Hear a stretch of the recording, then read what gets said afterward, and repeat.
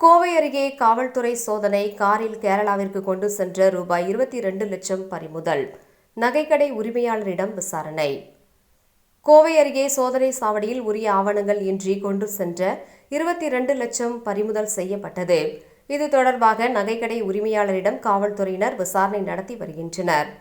கோவை அடுத்த மதுக்கரை, எட்டிமடை சோதனை சாவடி, காக்காசாவடி காவல்துறையினர் நேற்றிரவு வாகன சோதனையில் ஈடுபட்டனர்.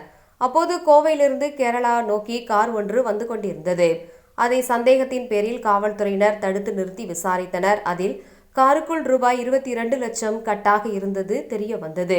இது பற்றி விசாரித்த போது பணத்தை கொண்டு வந்தது கேரளா மாநிலம் பாலக்காடு மாவட்டம் கேரளாச்சேரியை சேர்ந்த ராம்தாஸ் என்பவரும் தெரிய வந்தது. அந்த காரில் அவரது குடும்பத்தினரும் அமர்ந்திருந்தனர்.